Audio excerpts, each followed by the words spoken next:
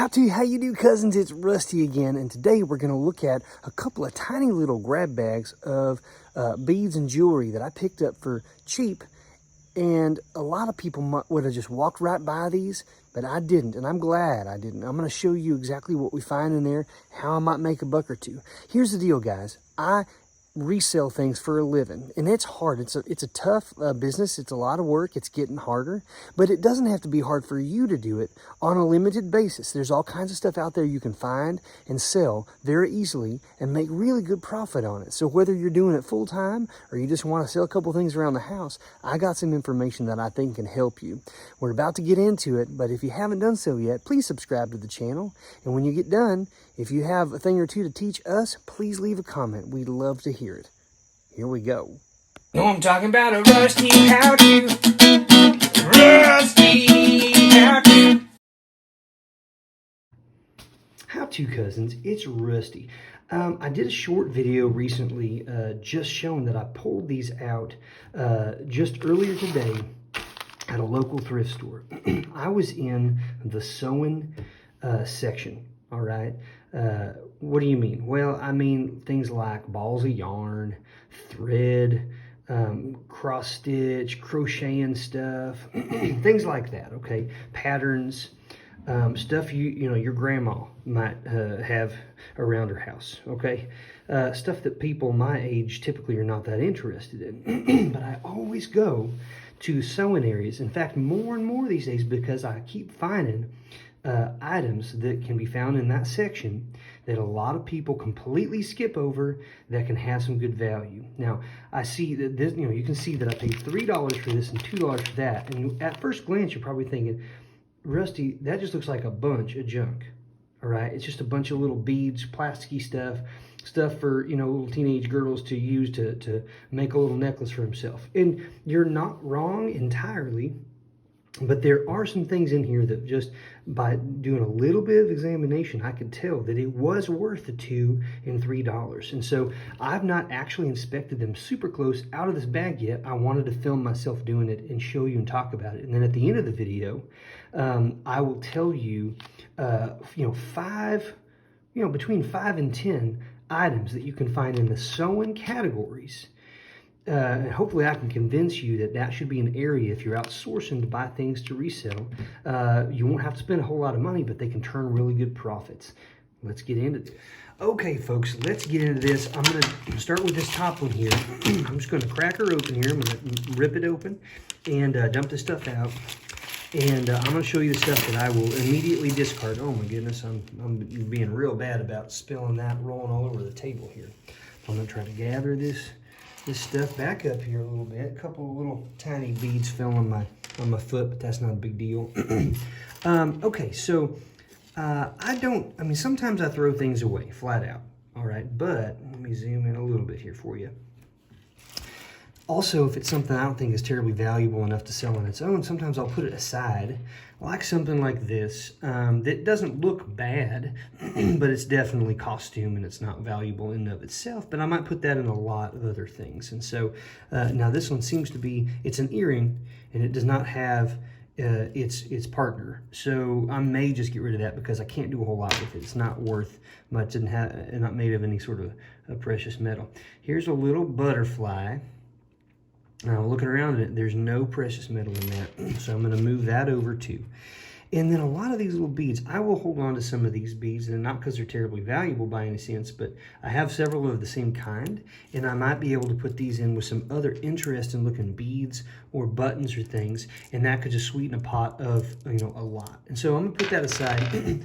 I might be able to sell those for $1 or $2 for 5 of those, just by these. So if I could sell this for $2, let's say, I've already made my money back. But that's not also why I got this lot. All these tiny little beads here, you see the white and the little greens and the little, gray balls there. Not interested in that stuff. Keep moving it on. Keep moving it on. Got this little piece here that could be like a pendant on the end of a necklace. It's pretty fragile. I could break that if I wanted to. I'm going to set that aside over here too with the red beads. I'm still moving. Okay. As I move these pieces over, I see this one piece here, and I want to inspect the clasp on the top of this here because it's got a little tarnish. And it looks kind of like what a metal that would be silver could tarnish like. What does this say here? It says alpaca is what it says, I believe. Let me get out my trusty little, let's get up here closer to the camera and see if I can,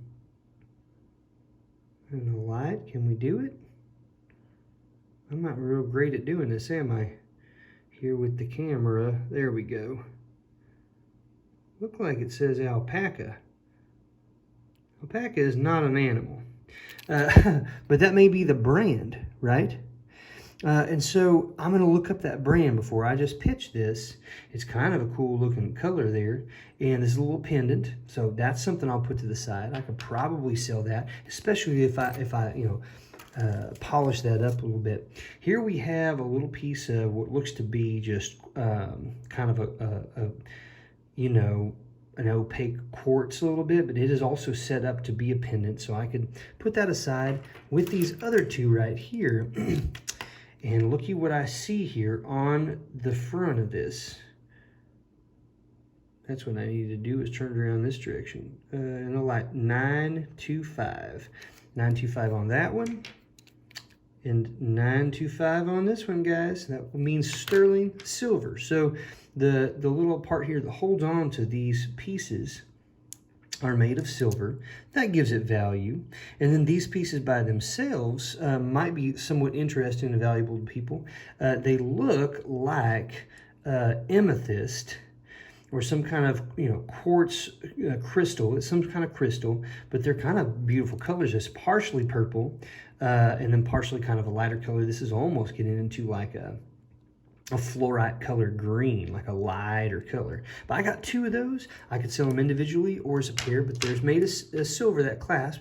So I've got these beads, guys, the red beads. I've got these two pieces with silver. I've got this, those might be silver, but it has a brand name on it. It says alpaca on it. And so we'll have to see.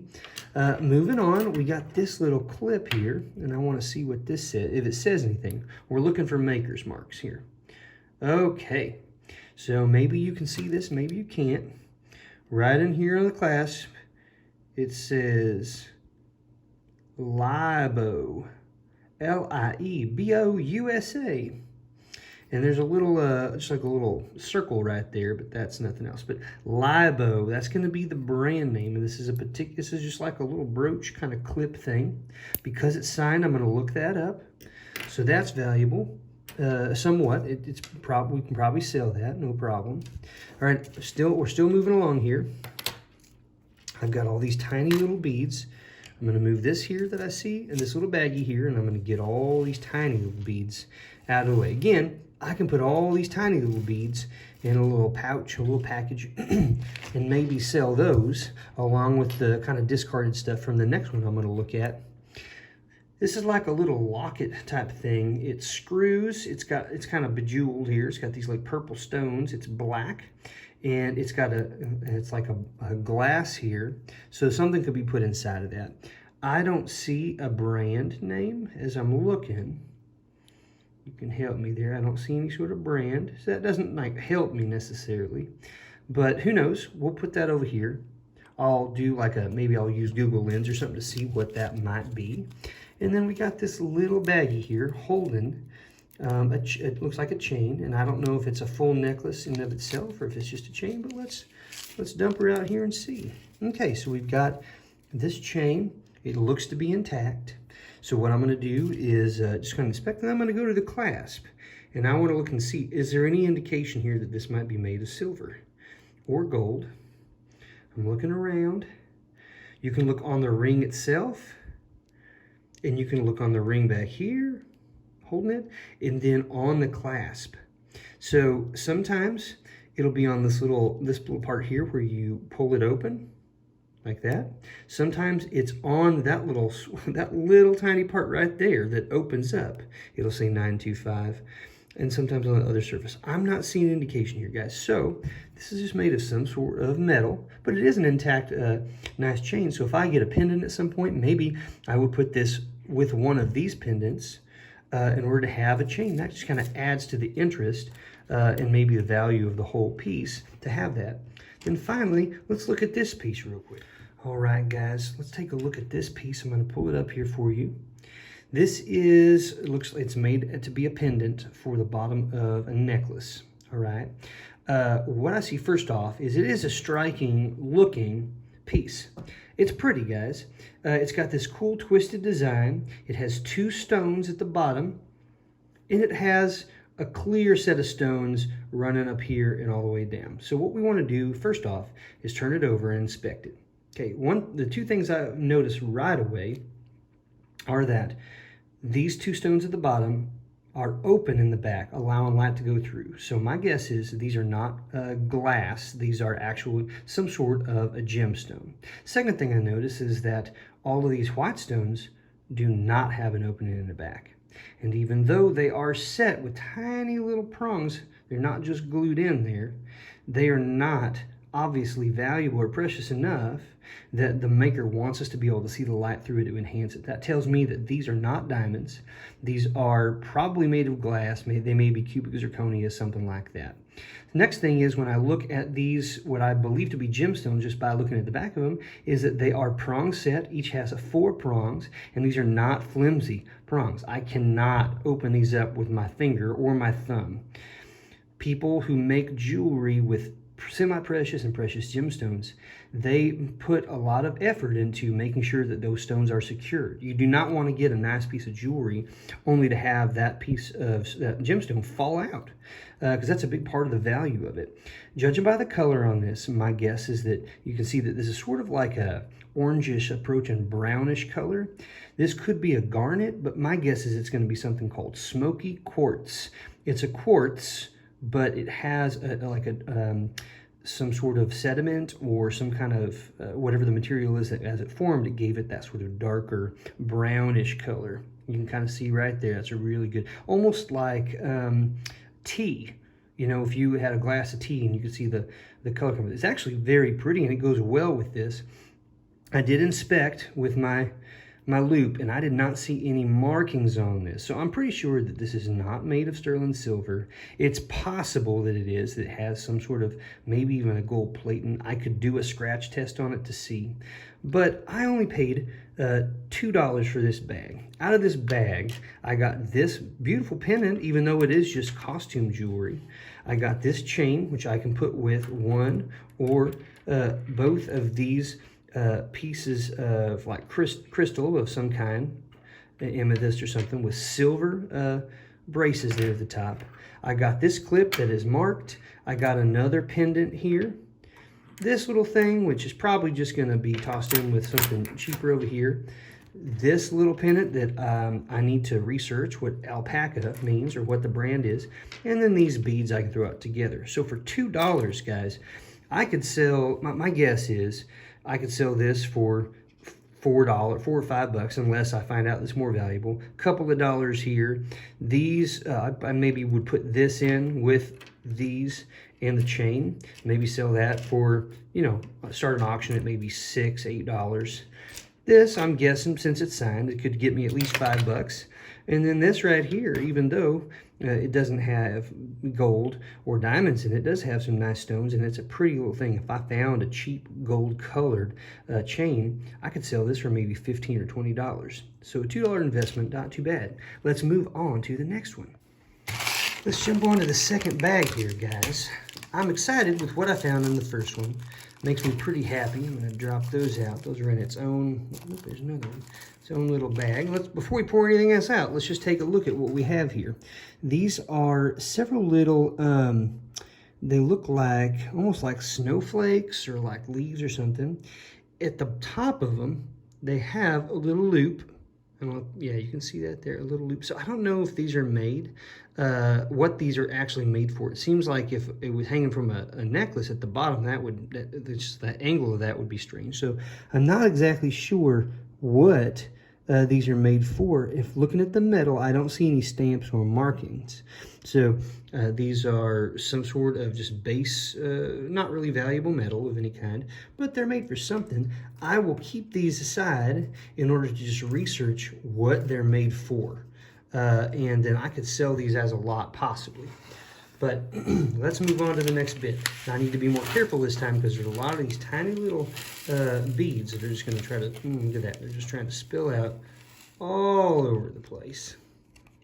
Okay, move that over, and then I'm going to zoom in here for you guys. Move this junk. Move this junk. All right, so what I have are, you can see some of these bigger pendants. I'm going to kind of move all out the bigger stuff over to this side. Then I'm going to get rid of all the tiny little pieces, because that is not why I bought this. It was not, certainly not these tiny little pieces or these little buttons, although I am going to pull the buttons over the side because we're going to look at them just to kind of see. So what we're left with is a bunch of, as you can see, a bunch of little metal hearts. I'm sure they probably have a hole in them someplace. Yep. And then all these tiny little green stones. And I don't know, this might be some kind of mineral, these green, or these could just be little pieces of glass that have holes in them so you can make a necklace out of it. I could wrap all these up and put them with the other stuff and put those in a lot and sell those. All right, folks, what we're left with here are the big pieces. Now, we've got these three. Well, let's pick out these two first. What these are essentially are little lockets almost. They're made to be pendants. I can open them up with my little nail there. You got a couple of these insert magnets there. And I don't know what you put inside of there, but you could put something inside of that. Obviously, there's like bejeweled little things. I got two of them. And if I roll this thing around and I look, well, there you go. This thing says, I don't know if you can see that, Origami Owl. Origami Owl, that's a brand name. And this piece right here is really cool. It looks just one-dimensional, but if you turn it up like that, you can see it is three-dimensional as it pops out there like that. I don't know if this is made to look like a soccer ball or what, like a beehive or something, but if you pull it up, see right in here, Origami Owl, same brand. So I've got three pieces of the same brand. I could either sell these three together, or I could sell these two in a lot and this by itself. I don't know anything about that brand. I don't know what manufacturer or what retailer sells that brand, but I'll look it up. But that's a good sign that it's signed. We'll try to do that. The last couple of pieces here are this. This is like, I guess it's a pin. I don't know if it has like a little strap. My guess is it had some sort of a strap that was, some sort of, thread or kind of material that would, go around. It could be like a bracelet like this, a little piece. But what you have here is it's a gold tone.